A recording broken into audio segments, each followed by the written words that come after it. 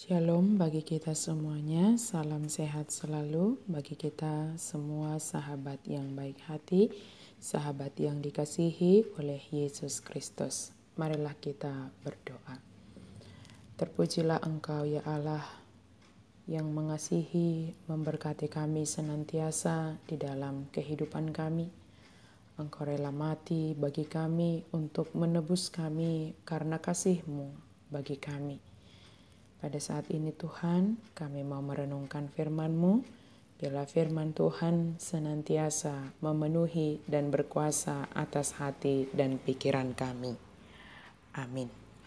Firman Tuhan bagi kita pada perayaan Jumat Agung ini, yaitu dari Lukas 23 ayat 44 sampai 48.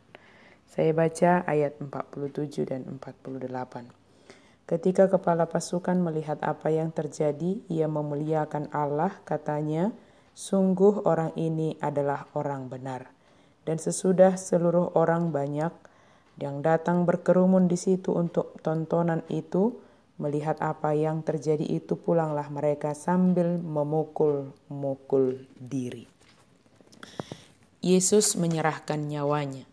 Setiap tiba saatnya kita akan memperingati akan kematian Tuhan Yesus. Hal apakah yang dapat kita hidupi dari peringatan ini? Firman Tuhan saat ini menggambarkan bagaimana peristiwa yang terjadi pada saat itu.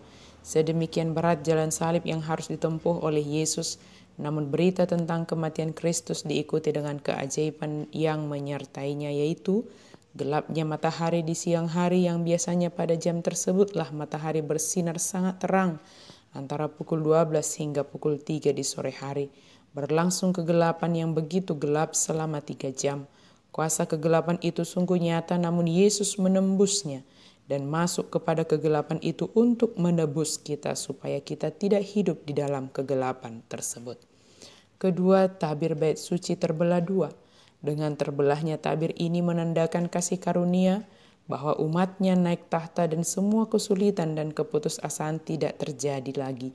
Sebab tidak ada lagi tembok pemisah antara orang Yahudi dan non-Yahudi. Terbelahnya tabir bait suci ini juga menandakan bahwa semua orang berhak mendapat bagian dalam rahmat Tuhan yang dianugerahkan bagi dunia ini. Kematian Kristus ditandai oleh suara yang nyaring dari Yesus. "Ya Bapa, ke dalam tangan-Mu kuserahkan nyawaku." Suatu kalimat yang menyatakan bahwa apa yang dirasakan oleh Yesus saat itu tidak berpengaruh kepada penyerahan nyawanya kepada Allah Bapa. Dikatakan dengan suara yang nyaring, bukan dalam kelesuan, bukan dalam keputusasaan, bukan karena begitu sakitnya siksaan itu, tetapi Yesus sendiri yang menyerahkan nyawanya kepada Allah. Dengan itu Kristus telah mewariskan kita sebuah teladan dalam sebuah kematian. Perhatian terbesar kita mestinya adalah tentang jiwa yang diserahkan kepada Tuhan agar kasih karunia-Nya memampukan kita untuk berkomitmen dan percaya bahwa hidup kita akan sepenuhnya ada di dalam tangan Tuhan. Penyerahan bukan menyerah, serta percaya sepenuhnya bahwa hidup kita sungguh memiliki makna dan dapat mencapai tujuan sesuai dengan kehendak Allah. Dalam peringatan Jumat Agung ini, kita hendak merenungkan bahwa yang pertama, kuasa kegelapan dapat ditembus oleh Yesus yang menjadi juru selamat bagi kita. Dia rela berkorban bagi kita untuk menebus kita dari kegelapan karena dosa-dosa yang kita lakukan saat ini. Jika situasi hidup kita seperti rasanya gelap, kelam, tidak dapat kita melihat peluang apapun karena beratnya pergumulan hidup atau masalah atau bahkan dosa yang kita lakukan, ingatlah dan percayalah, ada Yesus yang menolong kita. Ada Yesus yang sanggup menembus segala kegelapan dan kekelaman itu untuk mengeluarkan kita dari situasi tersebut sehingga kita boleh hidup di dalam terang Kristus.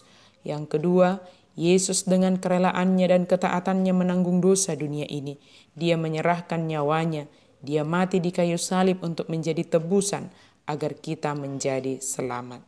Ketiga, pengorbanan Yesus di kayu salib membawa perubahan. Firman Tuhan hari ini mengatakan yang berubah pertama sekali adalah kepala pasukan tersebut yang memimpin proses penyaliban tersebut. Dia adalah orang non-Yahudi, tetapi dialah yang pertama sekali memuliakan Yesus setelah menyaksikan semua peristiwa pengorbanan Yesus di kayu salib. Dia mengatakan bahwa Yesus adalah orang benar. Dia memuliakan Yesus. Kemudian perubahan terjadi lagi bagi banyak orang yang menonton. Mereka memukul-mukul diri. Dikatakan di situ adalah memukul-mukul diri mereka sebagai bentuk dari penyesalan diri mereka sendiri. Maka saat ini mari kita merenungkan, seberat apapun kesalahan, seberat apapun dosa yang kita lakukan, mari keluar dari dalamnya.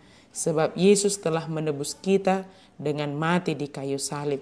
Sesalilah dosamu di hadapan Tuhan, mengakulah di hadapan Tuhan, dan berjanjilah untuk tidak mengulanginya kembali. Percayalah, Allah Maha Kasih, Dia Maha Pengampun, Dia mengampuni kita, Dia menunjukkan kasih-Nya bagi kita.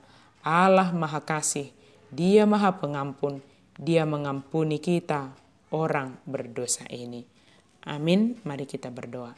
Terima kasih Tuhan untuk firman-Mu bagi kami. Terima kasih Tuhan untuk segala hal yang Engkau lakukan bagi kami, karena Engkau mengasihi kami. Tolong kami Tuhan, supaya kami dapat mengenali dosa-dosa kami, dan kami boleh keluar dari keberdosaan kami, dan kami boleh hidup di dalam pengampunan yang Engkau anugerahkan bagi kami. Tolong kami Tuhan, supaya kami juga mengalami perubahan di dalam perenungan kami saat ini, di perayaan, di peringatan akan kematian Yesus untuk menebus kami. Biarlah kami menyesali seluruh dosa-dosa kami. Kami percaya Engkau mengampuni setiap kesalahan kami. Amin.